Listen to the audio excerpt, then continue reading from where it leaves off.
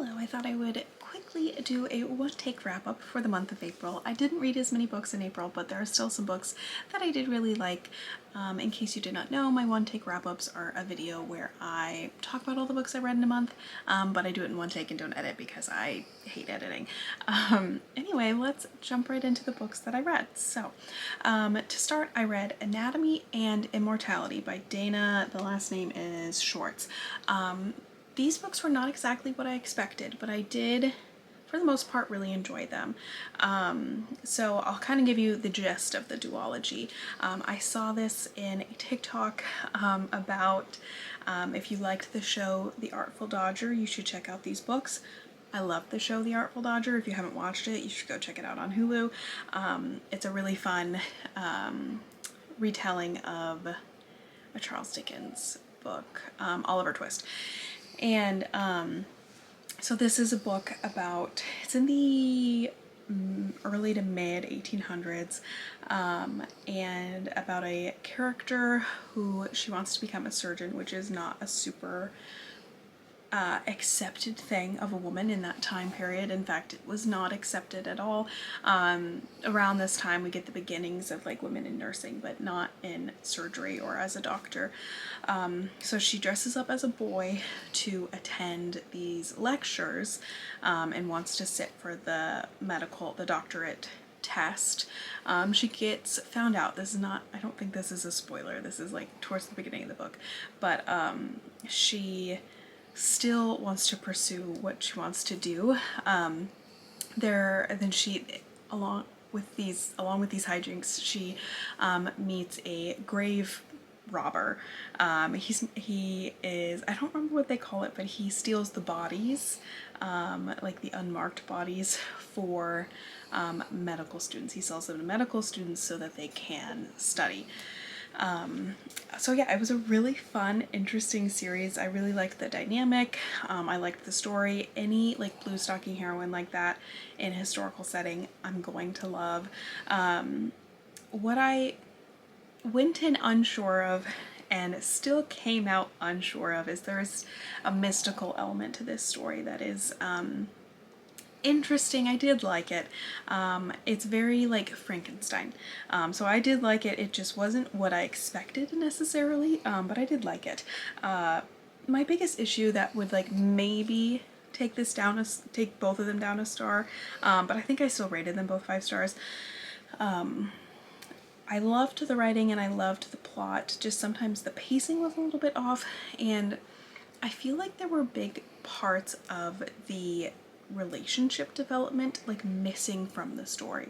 It was a lot of like, oh, we spent this time together, okay, what happened? I want to see that emotional like connection develop, and I don't think that was always included. But overall, I did enjoy these. I thought they were fun reads, and it's just a duology, which was kind of a nice little like taste of a series, but not like reading a whole long series. Speaking of series, I read the first 2 in the Trials of Apollo series. I read The Hidden Oracle and The Dark Prophecy. These are rereads, but genuinely this was like reading them for the first time. I previously, years ago, as these books were coming out, had gotten up to book 4. I'd read the first 4 out of 5. And I am realizing like I don't remember any of it, literally none of it, but I'm having a good time doing a reread. I like the character of Apollo. I like Meg. I think having a child of Demeter being one of the main characters is really interesting. It's not a goddess that I know a lot about, that I feel like anyone knows a lot about. Like I don't think she's like as popular as, you know, Zeus, Poseidon, that kind of thing. So I really enjoy that. I love getting to see Apollo interact with his children at Camp Half-Blood. I don't remember if that's in book 1 or 2, but I really, really like that dynamic. It's so interesting because he's not truly Apollo right now. He's something different. So yeah, I really do like these books.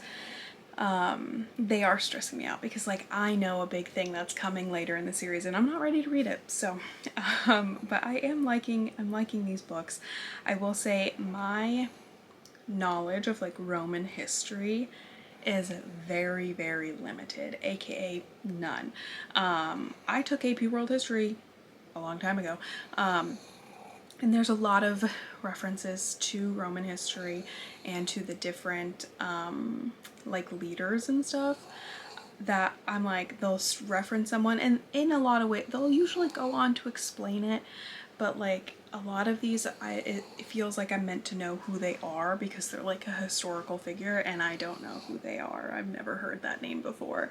Like I know Julius Caesar, and I don't even really know what he did or why he was important.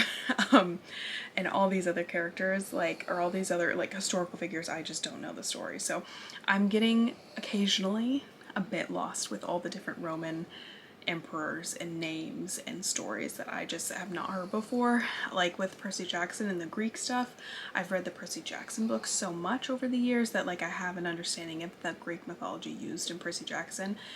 My knowledge of Roman mythology, very limited. But I'm having a fun time with the series. Next, I continued my Sherlock Holmes read of this series. I read Murder on, I think it's Murder on Cold Street. I loved this. This is one of my favorites so far.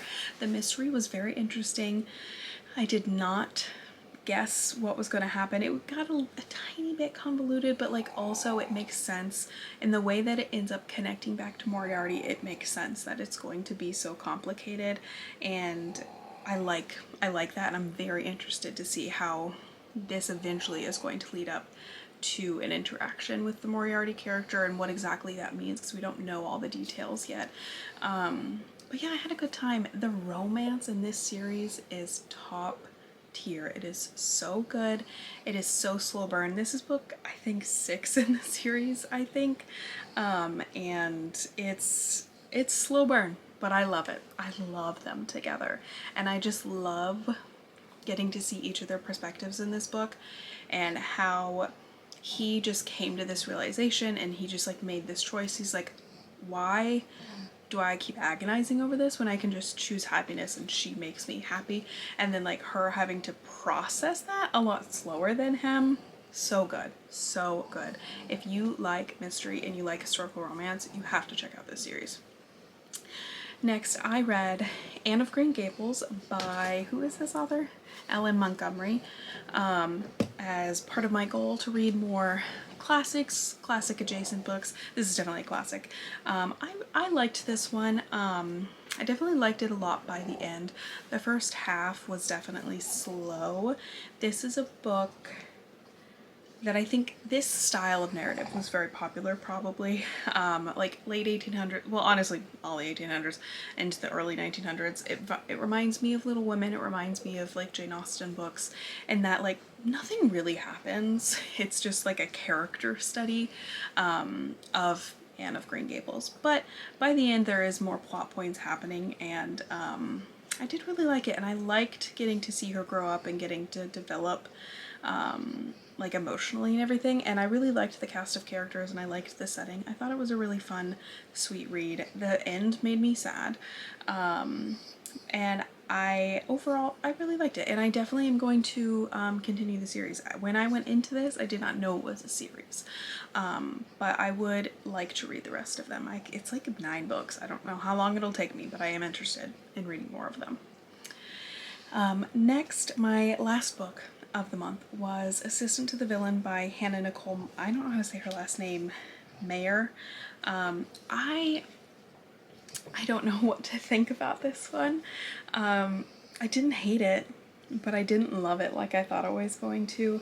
I thought it was going to be like a new, like all-time favorite, or like at least a book I really loved. Something about the like I understand it's supposed to be a little silly, it's supposed to be a little camp. I just could not get on board with it. Like, I liked the characters, I liked the villain character a lot. Evie was okay, I liked her, but I didn't love her. There were some parts that I was like, okay, could we write a more interesting female character? She was just a little bit too like manic pixie dream girl for me. Not my favorite trope. But I liked their romance to an extent. I felt the chemistry there, but I just felt like there could have been more time developing that relationship. I felt the villain too early on, like, kind of declared, even to himself, that he was in love with her. And I'm like, based on what? We barely get to see any scenes of them together that are like moving the narrative forward. And then my biggest issue, and I know that like the concept of it was it's like The Office meets a fantasy, which I guess I didn't know that actually going in. I now have read the back of the book. But I just don't like the concept. Okay, I just don't think it was actually executed all that well. I think her writing style just meshed really weird, and there were like things she chose to be very specific on, like the tone, and then like sometimes it would just like slip away. I'm like, okay, and this world just didn't make any sense. Why are we in this medieval-ish fantasy realm, but we have words like intern and words like assistant, words like this whole office setting? Why is there an I like the idea of the assistant to the villain. I thought it was going to be more, a little less literal, but she was like a literal assistant, and there's like employees, and like the one lady was like human relations, like HR department. Is that what HR stands for? To the point where like I didn't quite understand the point of it. I didn't get like, I just didn't get the vibe. I didn't get the vibe. And like The Office just didn't make any sense. It didn't make any sense. What is his business? That was the other thing. 350 pages-ish. Never understood what the business was. And like, I don't know. I just feel like everything was not thought out enough. All that being said, one, I've already read this. I've already bought the second book. So I do want to read it, and I do want to know what happens to these characters. I'm like just invested enough. I'm just hoping she grows as a writer. And that's kind of my other point. This was a debut novel, so I am trying to look at it with kind of a gentler lens because it is a debut. And, you know, even with editors and all that, you still have to find your footing. So I didn't hate it. I just didn't love it. It was like a solid 3-star read. So the rest of my books this month were 5 stars. So that is everything I read this month. I hope you enjoyed. Like, share, subscribe, all that fun stuff. And I'll talk to you guys next time. Bye.